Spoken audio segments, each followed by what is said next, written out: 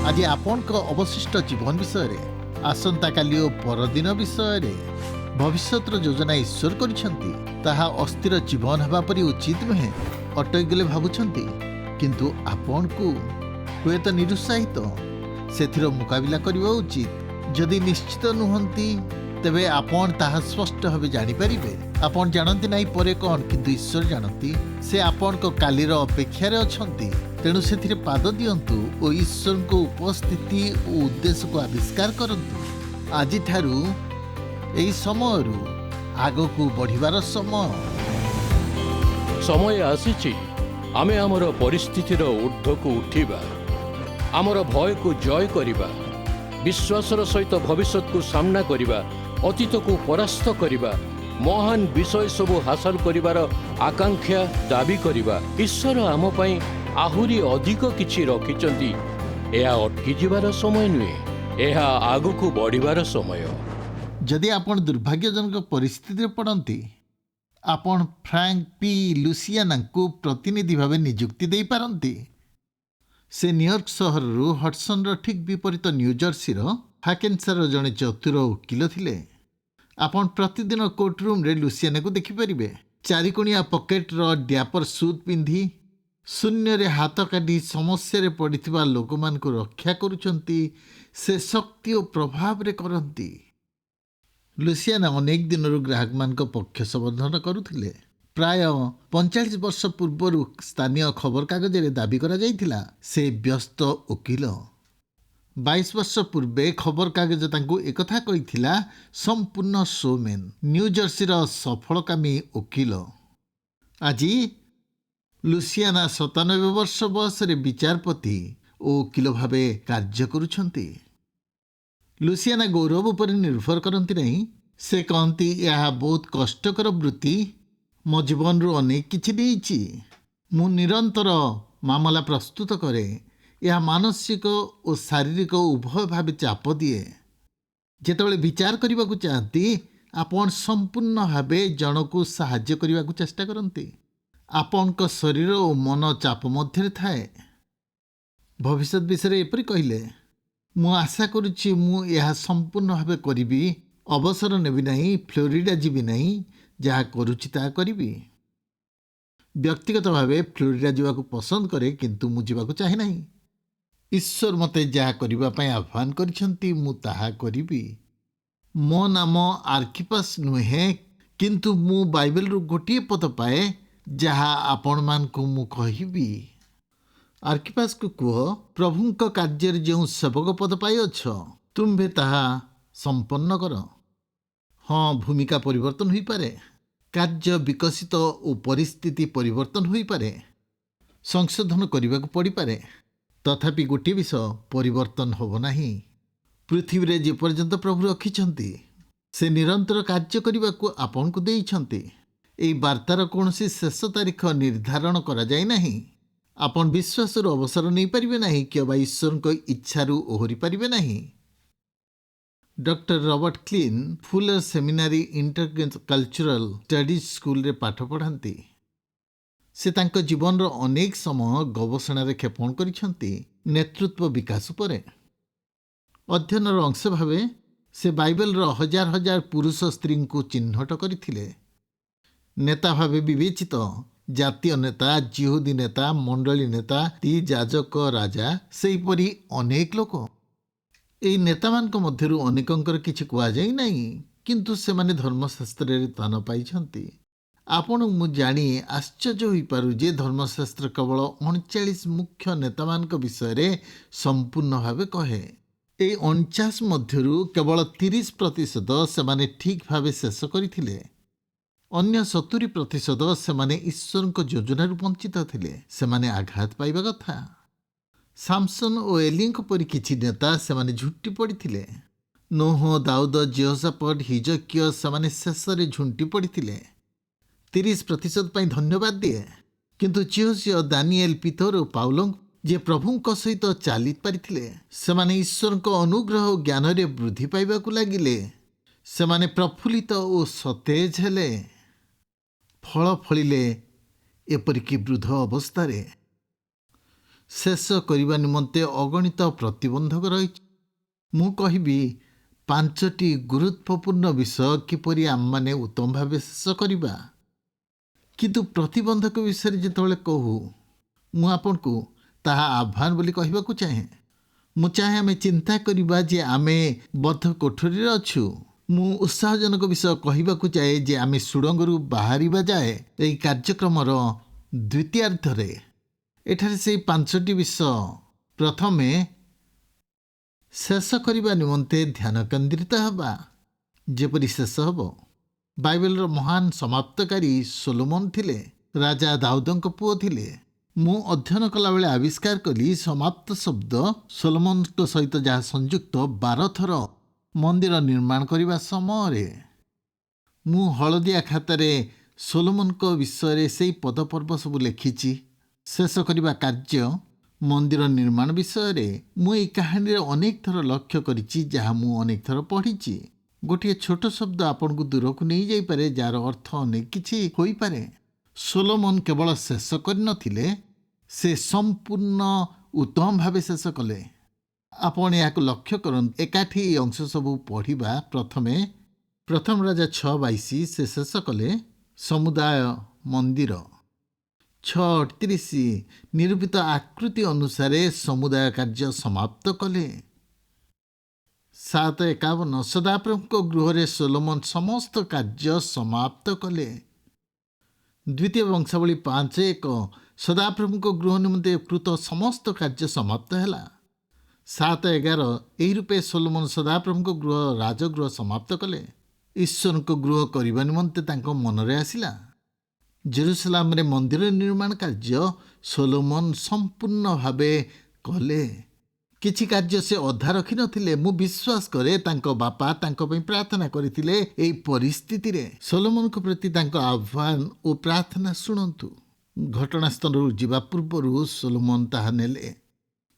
ପ୍ରଥମ ବଂଶାବଳୀ 28:20 ଏପରି କହନ୍ତି, ବଳବାନ ହୁଅ ସୋଲୋମନ, ସାହସିକ ହୁଅ, ଭୟ କର ନାହିଁ ଅବା ନିରାଶ ହୁଅ ନାହିଁ, କାରଣ ଆମମାନଙ୍କ ପରମେଶ୍ୱର ଆପଣଙ୍କ ସହବର୍ତ୍ତୀ। ସଦାପ୍ରଭୁଙ୍କ ଗୃହ ସେବାକାର୍ଥ ସକଳ ସମାପ୍ତ ନ ହେବା ପର୍ଯ୍ୟନ୍ତ ତୁମ୍ଭ ପ୍ରତି ନିରସ୍ତ ହେବେ ନାହିଁ କି ତୁମ୍ଭକୁ ତ୍ୟାଗ କରିବେ ନାହିଁ। ଆମକୁ ସମସ୍ତ କାର୍ଯ୍ୟ ଶେଷ କରିବାକୁ ହେବ, ଆମେ ବନ୍ଦ କରିବା ନାହିଁ। କେତେକ ବିଷୟ କାର୍ଯ୍ୟ କରେ ନାହିଁ, କେତେକ ବିଷୟ ସହଜ ମଧ୍ୟ ନାହିଁ। ଈଶ୍ୱର ଚାହାନ୍ତି ଆମେ ଶେଷ କରୁ। ଭାବନ୍ତୁ ନାହିଁ ପହଞ୍ଚିଗଲିଣି, ତାପରେ ସେଠାରୁ ଚାଲିଯାଆନ୍ତି ଶେଷ ନ କରି। ତାଠୁ ନିରାଶଜନକ ବିଷୟ କିଛି ହୋଇନପାରେ। ସମସ୍ତ ସମୟ ସମସ୍ତ ଶକ୍ତି ଖର୍ଚ୍ଚ କଲା ପରେ ଆପଣ ଶେଷ ନ କରି ଚାଲିଯାଆନ୍ତି। ସମାପ୍ତ କରିବାର ଦ୍ୱିତୀୟ ବିଷୟ ହେଲା ଅବସର ବିଷୟରେ ସ୍ଥିର ରୁହନ୍ତୁ। ମୋ ପରି ଲୋକଙ୍କ ଜୀବନରେ ଅବସର ଅପେକ୍ଷା ଆଉ କିଛି ବିବାଦୀୟ ବିଷୟ ନୁହେଁ। ମୁଁ ସବୁବେଳେ ଶୁଣେ ଯେ କେହି ଏ ବିଷୟରେ କହନ୍ତି। ମୁଁ କହିବାକୁ ଚାହେଁ ଯେ ଶେଷ କରିବାର ଦ୍ୱିତୀୟ ଚାବି ହେଲା ଅବସର ବିଷୟ, ସ୍ଥିରତା ରହିବା ଓ ପବିତ୍ର ଭାବେ ପ୍ରତିରୋଧ କରିବା। ମନତତ୍ତ୍ୱବିତ୍ ମାଇକେଲ ଲଙ୍ଘହର୍ଷ୍ଟ କର୍ପୋରେଟ୍ ଜଗତରେ ଉଚ୍ଚସ୍ତରୀୟ ପରିଚାଳନା ପଦବୀ ଛାଡ଼ିଲେ।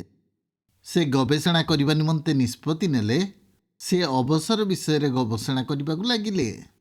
ଯାହା ସେ ଲେଖିଲେ ସବୁ କହିବା ପାଇଁ ସମୟ ନାହିଁ, କିନ୍ତୁ ସେ 200ରୁ ଅଧିକ ଅବସରପ୍ରାପ୍ତ ଲୋକଙ୍କର ସାକ୍ଷାତକାର ନେଲେ ଓ ଜାଣିପାରିଲେ ଯେ ସେମାନେ ପ୍ରସ୍ତୁତ ନଥିଲେ, ବିଶେଷ କରି ମାନସିକ ଓ ଭାବପ୍ରବଣ ଭାବେ।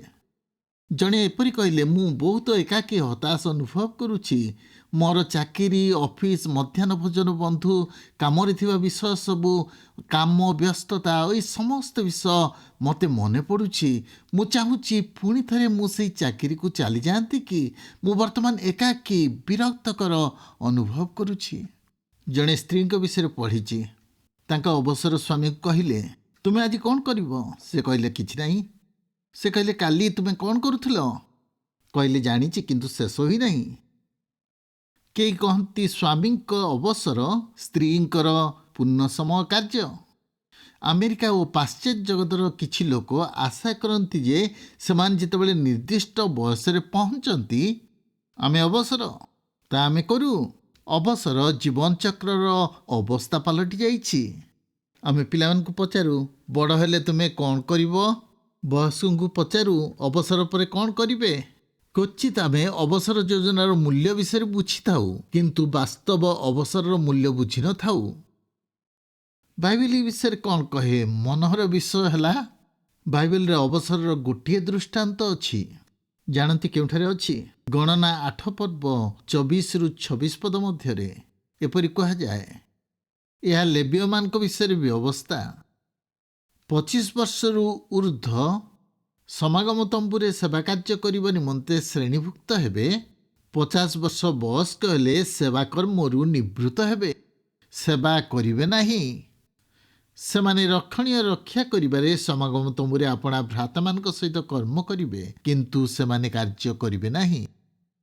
ସମାଗମ ତମ୍ବୁରେ କାର୍ଯ୍ୟ କରୁଥିବା ଲେବୀୟମାନେ 50 ବର୍ଷରେ ଅବସର ନେବେ, କିନ୍ତୁ ସେମାନଙ୍କୁ ଜୀବନର ବାକି ସମୟ ସୂର୍ଯ୍ୟ ଆଡ଼େ ଚାହିଁ ରହିବା ପାଇଁ ଚରାଭୂମିକୁ ପଠାଯାଇନଥିଲା।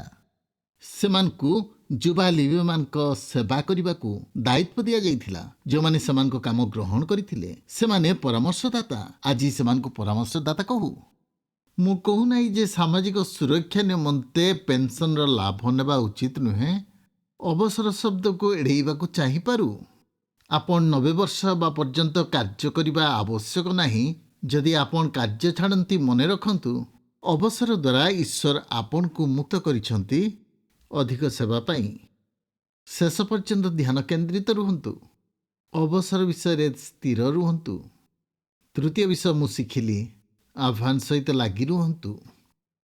ରୋମିଓ 11:29 କହେ, ଈଶ୍ୱରଙ୍କ ଦାନ ସମୂହ ଓ ଆହ୍ୱାନ ଅନ୍ୟଥା ହୁଏ ନାହିଁ। ଆପଣ ପୂର୍ବପରି କରିପାରିବେ।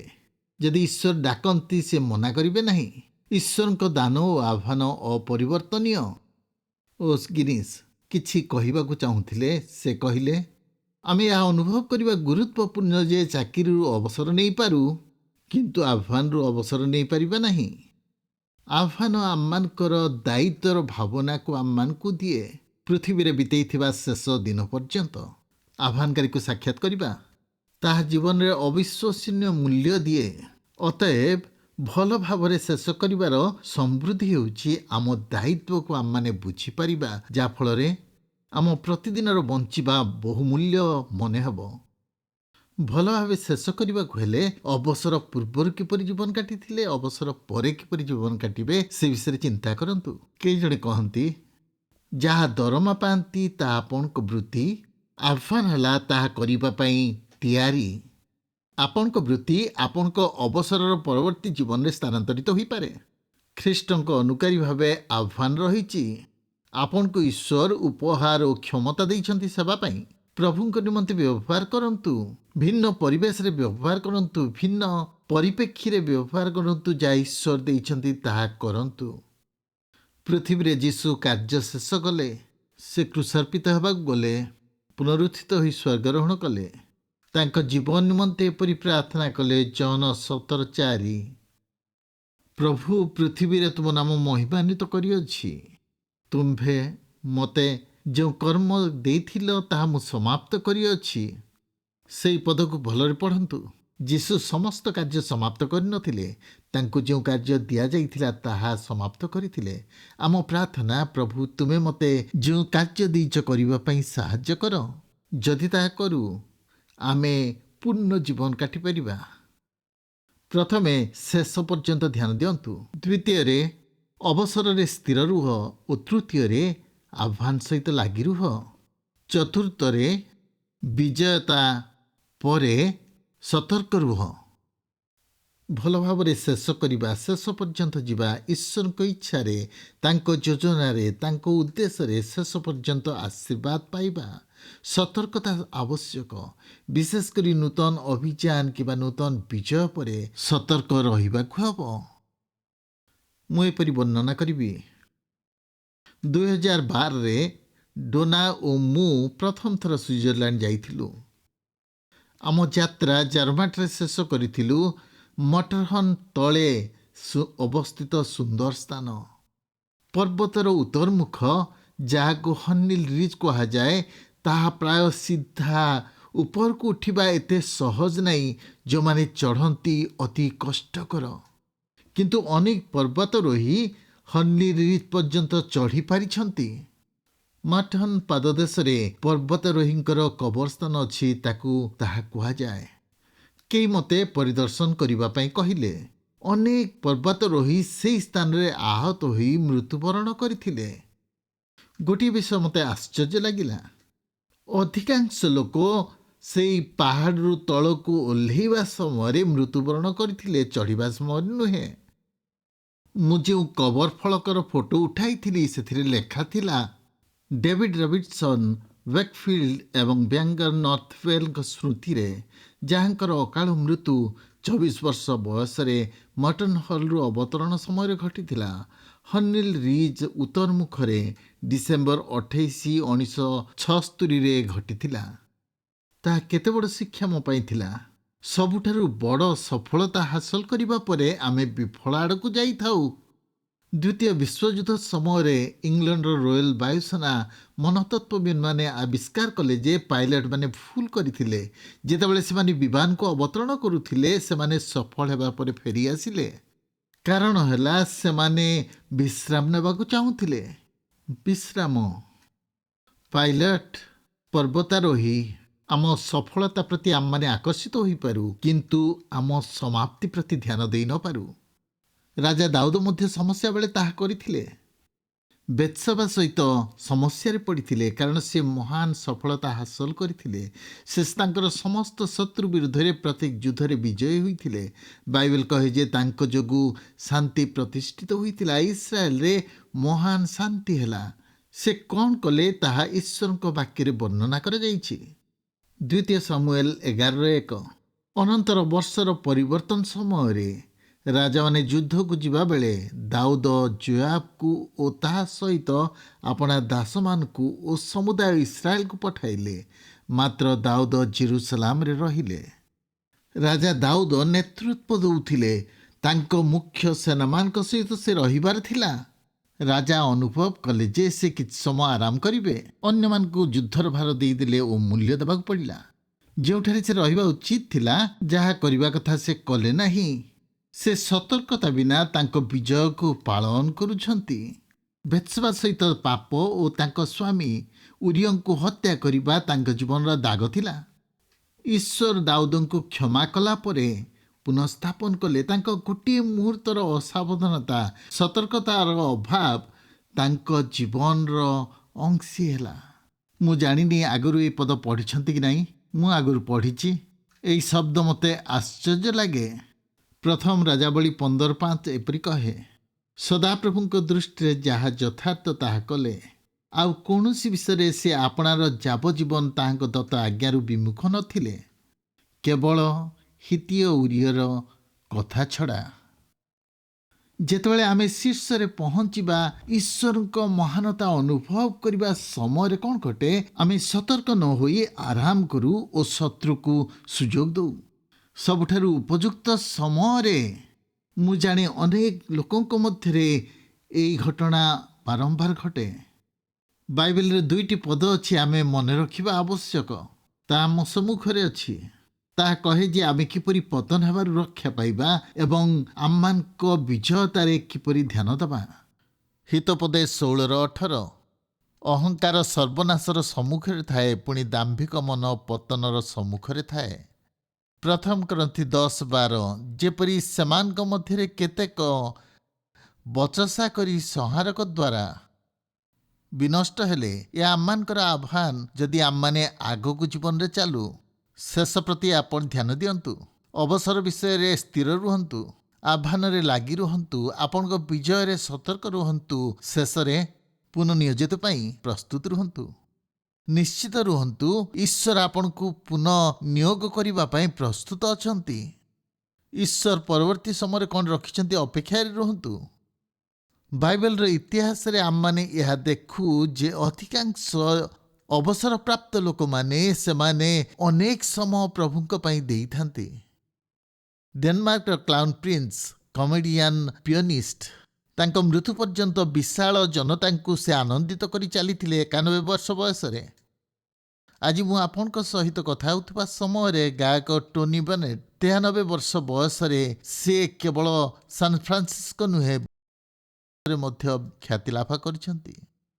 90 ବର୍ଷ ବୟସ୍କ ମାଷ୍ଟର ଷ୍ଟେଲିଷ୍ଟ ପ୍ଲାବେ ସେ ତାଙ୍କୁ ଯେତେବେଳେ ପଚରାଗଲା ସେ କହିଲେ 8 ଘଣ୍ଟା ମୁଁ ଅଭ୍ୟାସ କରୁଛି।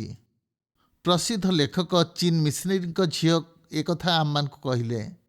ମୁଁ ଜୀବନର ସମ୍ମାନଜନକ ସ୍ଥାନରେ ପହଞ୍ଚିଛି। ମୁଁ ବୃଦ୍ଧ, ମୁଁ ଆଉ ଯୁବା ନୁହେଁ। ମୁଁ ଉପଯୋଗୀ ବ୍ୟକ୍ତି ଥିଲି 50 ବର୍ଷ ପୂର୍ବେ, 40 ବର୍ଷ ପୂର୍ବେ, 30 ବର୍ଷ ପୂର୍ବେ, ଏପରିକି 10 ବର୍ଷ ପୂର୍ବେ। ସେ କହିଲେ ମୁଁ ଅଧିକ ଶିଖିପାରିଛି ଯେତେବେଳେ 70 ବର୍ଷ।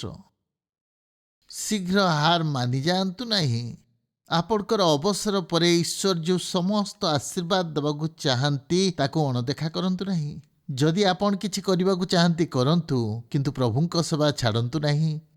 କାରଣ ମୁଁ ବିଶ୍ୱାସ କରେ ସବୁଠାରୁ ବଡ଼ ଅବ୍ୟବହୃତ ପ୍ରତିଭାଶାଳୀ ବ୍ୟକ୍ତିମାନେ ଅଛନ୍ତି ଯେଉଁମାନେ ନିର୍ଦ୍ଦିଷ୍ଟ ବୟସରେ ପହଞ୍ଚନ୍ତି। ସେମାନେ ଏହି ମାନସିକତାରେ ପହଞ୍ଚନ୍ତି। କିଛି ସଂସ୍କୃତି ସେମାନଙ୍କୁ ଏକଥା ବାଧ୍ୟ କରେ ଯେ କିଛି ବନ୍ଦ କରିବେ। ସେମାନଙ୍କ ଗୁରୁତ୍ୱକୁ ହରେଇ ବସନ୍ତି, ସେମାନଙ୍କ ମୂଲ୍ୟକୁ ହରେଇ ବସନ୍ତି ଓ ଆନନ୍ଦ ହରାନ୍ତି। ଏ ପୃଥିବୀରେ ଅନେକ ବର୍ଷ ବଞ୍ଚିବାର ସୁଯୋଗ ପାଇଛନ୍ତି। ଆମେ ସେମାନଙ୍କୁ ଈଶ୍ୱରଙ୍କ ରାଜ୍ୟ ନିମନ୍ତେ ଗଣନା କରିବା, ଉତ୍ସାହିତ କରିବା ପାଇଁ କିଛି ପଦ ଅଛି। ସେମାନେ ଆମକୁ ଏଥିପାଇଁ ରଖିଛନ୍ତି, ଯାହା ଆମମାନଙ୍କର ଅନୁଗ୍ରହକାରୀ ପିତା ଦେଇଛନ୍ତି, ଯେପରି ଜୀବନସାରା ବିଶ୍ୱସ୍ତ ରହିବା। ଯାହା ପୂର୍ବରୁ ଶିଖିଛୁ ଭୁଲନ୍ତୁ ନାହିଁ, ଯଦି ମରିନାହୁଁ ତାହା ସରିନାହିଁ। ଗୀତ 92ରେ ଏପରି କୁହାଯାଇଛି, ଧାର୍ମିକ ତାଳବୃକ୍ଷ ପରି ବର୍ଦ୍ଧିଷ୍ଣୁ ହେବ, ଲିବାନୋନର ଏରସ ବୃକ୍ଷ ପରି ବୃଦ୍ଧି ପାଇବ। ସଦାପ୍ରଭୁଙ୍କ ଗୃହରେ ରୋପିତ ହୁଅନ୍ତି, ସେମାନେ ପରମେଶ୍ୱରଙ୍କ ପ୍ରାଙ୍ଗଣରେ ବଢ଼ିବେ। ବୃଦ୍ଧ ବୟସରେ ହିଁ ଫଳ ଉତ୍ପନ୍ନ କରିବେ, ସେମାନଙ୍କ ରସ ତେଜରେ ପୂର୍ଣ୍ଣ ହେବ। ଯିଶାୟ 46:4 ତୁମମାନଙ୍କ ବୃଦ୍ଧାବସ୍ଥା ପର୍ଯ୍ୟନ୍ତ ଆମ୍ଭେ ସେହି ଅଟୁ, ପକ୍ପକେଶ ପର୍ଯ୍ୟନ୍ତ ଆମ୍ଭେ ତୁମକୁ ବହିବା। ଆମ୍ଭେ ନିର୍ମାଣ କରିଅଛୁ, ଆମ୍ଭେ ବହିବା, ହଁ ଆମ୍ଭେ ବହିବା, ଉଦ୍ଧାର କରିବା। ଏହି ପ୍ରାର୍ଥନା ମୁଁ ମୋ ଜୀବନ ପାଇଁ ଦାବି କରିଛି। ଗୀତ 71:18 ବୃଦ୍ଧ ଓ ପକ୍ପକେଶ ହେବା ସମୟରେ ହେ ପରମେଶ୍ୱର, ମୁଁ ଆସନ୍ତା ପୁରୁଷ ନିକଟରେ ତୁମ୍ଭର ବାହୁବଳ ଓ ପ୍ରତ୍ୟେକ ଭବିଷ୍ୟତ ଲୋକଙ୍କ ନିକଟରେ ପରାକ୍ରମ ପ୍ରଚାର କରିବା ପର୍ଯ୍ୟନ୍ତ ପରିତ୍ୟାଗ କର ନାହିଁ। ଯଦି ଆମେ ନିଜକୁ ଉପଯୋଗୀ କରୁ, ଈଶ୍ୱର ଆମମାନଙ୍କୁ ସବୁ ସମୟରେ ବ୍ୟବହାର କରିବେ। ମୁଁ ଏହି ବାର୍ତ୍ତା ଶେଷ କରିବା ପୂର୍ବରୁ ମୁଁ କହିବି, ଜଣେ ବ୍ୟକ୍ତି ଯିଏ ଆମ ସାଡୋ ମାଉଣ୍ଟେନ୍ ଚର୍ଚ୍ଚର ଥିଲେ, ଅନ୍ୟମାନଙ୍କ ଠାରୁ ସେ ଜାଣିଥିଲେ କିପରି ଉତ୍ତମ ଭାବେ ଶେଷ କରିବେ। ଟମ୍ ହେୟର ହାଇସ୍କୁଲରେ ଗଣିତ ପଢ଼ାଉଥିଲେ 40 ବର୍ଷ ଧରି। ସେ ଛୋଟ ଥିବା ସମୟରେ ଯୀଶୁଖ୍ରୀଷ୍ଟଙ୍କୁ ଗ୍ରହଣ କଲେ, ତାପରେ ଶିକ୍ଷା ଦେବାକୁ ଲାଗିଲେ। ଚାକିରି ଭଲ ପାଉଥିଲେ। ମୋର ମନେ ଅଛି ଅନେକ ବର୍ଷ ତଳେ ତାଙ୍କୁ ଭେଟିଥିଲି। ସେ ପ୍ରଶିକ୍ଷକ ହୋଇଯାଇଥିଲେ। ମୋ ପୁଅକୁ ଫୁଟବଲ ଛାତ୍ରବୃତ୍ତି ପାଇବାରେ ସାହାଯ୍ୟ କଲେ ଏବଂ ସେ କହିଲେ ଆପଣଙ୍କର ଜଣେ ଶିକ୍ଷକ ଅଛନ୍ତି ଚର୍ଚ୍ଚରେ, ଟମ୍ ହେୟର, ତାଙ୍କ ସହିତ ମୋର ପରିଚିତ ହୋଇଥିଲା। ସେ ଛାତ୍ରମାନଙ୍କୁ ଭଲ ପାଉଥିଲେ। ମୁଁ ନିଶ୍ଚିତ ଭାବେ କହିପାରିବି ସେ ସମୟ ଦେଉଥିଲେ। ସେ ଖ୍ରୀଷ୍ଟିଆନ କ୍ଲବ ଆରମ୍ଭ କରିଥିଲେ, ଯାହା ଅନେକଙ୍କ ଜୀବନକୁ ପ୍ରଭାବିତ କଲା। ସେ ପ୍ରିୟ ଶିକ୍ଷକ ଥିଲେ। ଯାହା କରୁଥିଲେ ବାସ୍ତବରେ ଭଲ ଥିଲା। 2002 ମସିହାର ଗ୍ରୀଷ୍ମ ଋତୁରେ ଟମ୍ ହେୟର ତାଙ୍କ 40ତମ ଶିକ୍ଷା ଆରମ୍ଭ କଲେ। ଦିନେ ସକାଳେ ସେ ଓ ତାଙ୍କ ସ୍ତ୍ରୀ ଏକାଠି ପ୍ରାର୍ଥନାରେ ଚାଲିବାକୁ ଲାଗିଲେ। ଟମ୍ ସହିତ ଈଶ୍ୱର କଥା ହେଲେ ଓ ତାଙ୍କ ଜୀବନକୁ ଓଲଟାଇ ଦେଲେ। ଟମ୍ ଏପରି କହିଥିବା ଦେଖୁ, ସେଇ ସକାଳେ ପ୍ରଭୁ ମୋ ସହିତ କଥା କହିଲେ। ସେ କହିଲେ ମୁଁ ଶିକ୍ଷା ଦେବା ସମୟରେ ଆଉ କିଛି ମୋତେ କରିବାକୁ କହିଲେ। ଟମ୍ ତାଙ୍କ ଜୀବନରେ ଶିକ୍ଷାଦାନ କରୁଥିଲେ। ପ୍ରଭୁ ତାଙ୍କ ପାଇଁ କ'ଣ ରଖିଛନ୍ତି ଜାଣିନଥିଲେ। ସେ ଜାଣିବାକୁ ଇଚ୍ଛା କଲେ। ପାଳକଙ୍କ ସହିତ ପରାମର୍ଶ କଲା ପରେ ସପ୍ତାହରେ ଗୋଟିଏ ଦିନ ବାଇବେଲ ଅଧ୍ୟୟନ ଆରମ୍ଭ କଲେ। ବାଇବେଲ ଅଧ୍ୟୟନକୁ କହୁଥିଲେ ଫେଲୋ। ଏହା ଏବେ ମଧ୍ୟ 18 ବର୍ଷ ଧରି ଚାଲିଛି। ବାଇବେଲ ଅଧ୍ୟୟନରେ ତାଙ୍କ ନେତୃତ୍ୱ ଯୋଗୁଁ ତାଙ୍କୁ ପଚରାଗଲା ଜେଲର ସେବା କାର୍ଯ୍ୟର ଦାୟିତ୍ୱ ନେବେ କି? ସାଡୋ ମାଉଣ୍ଟ ମଣ୍ଡଳୀର ସେହି ସମୟରେ ଜେଲ୍ ସେବା କାର୍ଯ୍ୟରେ 12 ଜଣ ନିଯୁକ୍ତ ହୋଇଥିଲେ ଯେଉଁମାନେ କାର୍ଯ୍ୟ କରୁଥିଲେ। ଥରେ ପ୍ରାର୍ଥନା ସମୟରେ ଏହି ଆହ୍ୱାନକୁ ଗ୍ରହଣ କଲେ ଟମ୍। ତାହା ବାସ୍ତବରେ ଆଶ୍ଚର୍ଯ୍ୟ। ଆଜି ସେ ଜେଲ୍ ସେବା କାର୍ଯ୍ୟର 17 ବର୍ଷ ଶେଷ କଲେ। ଈଶ୍ୱର ପ୍ରତ୍ୟେକଙ୍କ ନିମନ୍ତେ ସେବା କାର୍ଯ୍ୟର ଦ୍ୱାର ଉନ୍ମୁକ୍ତ ରଖିଛନ୍ତି। ସେ ଅପରାଧୀ, ପୂର୍ବତନ ଅପରାଧୀ, ପିଲାମାନଙ୍କ ନିମନ୍ତେ, ଛୋଟ ପିଲା, ପରିବାର ସଦସ୍ୟ ଓ କାର୍ଯ୍ୟକାରୀ ମଧ୍ୟରେ କାର୍ଯ୍ୟ କରୁଛନ୍ତି।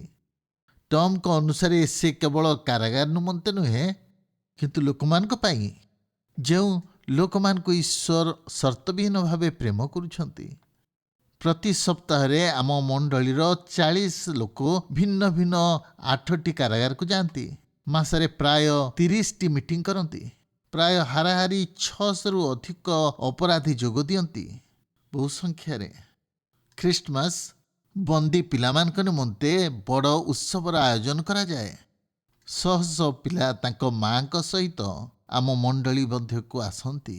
ଖ୍ରୀଷ୍ଟମାସର ପୂର୍ବ ଶନିବାର ଦିନ ଇଭେଣ୍ଟ ସେଣ୍ଟରକୁ ଅନେକ ପରିବାର ଆସନ୍ତି, ଯେଉଁ ସେବା କାର୍ଯ୍ୟ ଅବିଶ୍ୱସନୀୟ। କିଛି ବର୍ଷ ପୂର୍ବେ ଜଣେ ଯୁବା ଯେ ଜେଲରୁ ମୁକ୍ତ ହୋଇଥିଲେ, ସେ ଆମ ମଣ୍ଡଳୀର।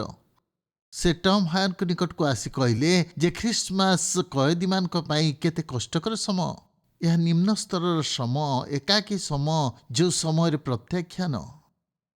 ଟମ୍ ପଚାରିଲେ, ସେଇ ଋତୁରେ ଆମମାନେ କିଛି କରିପାରିବା କି ଯାହା ସେମାନଙ୍କ ଜୀବନରେ ପ୍ରଭାବ ପକାଇବ? ସେମାନଙ୍କୁ ଖ୍ରୀଷ୍ଟମାସ କାର୍ଡ଼ ଦିଆଯାଇପାରିବ, ତାହା ହିଁ କରାଯାଇପାରିବ।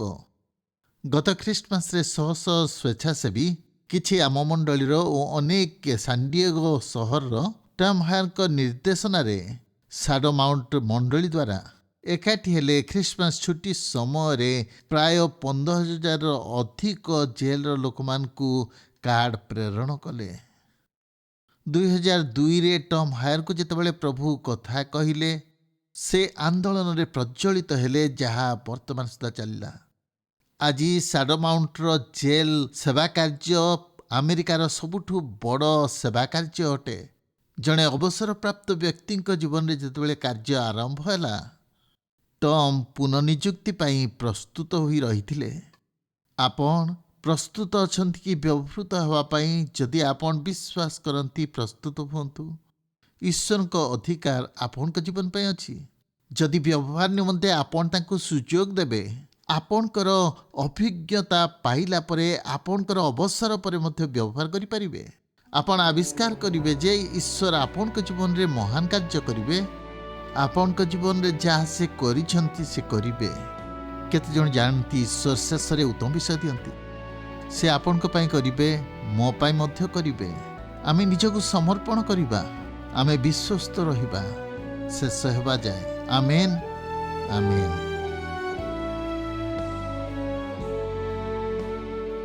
ଦିଗ ପରିବର୍ତ୍ତନ କାର୍ଯ୍ୟକ୍ରମରେ ଯୋଗ ଦେଇଥିବାରୁ ଧନ୍ୟବାଦ। ଯେତେ ଈଶ୍ୱରଙ୍କ ବାକ୍ୟ ଅଧ୍ୟୟନ କରିବା, ସେତିକି ବୁଝିପାରିବା। ଆମ ପ୍ରେମିକ ପିତା ଇଚ୍ଛା କରନ୍ତି ଯେ ବ୍ୟକ୍ତିଗତ ସମ୍ପର୍କ ଆମ ସହିତ ରଖିବା ପାଇଁ।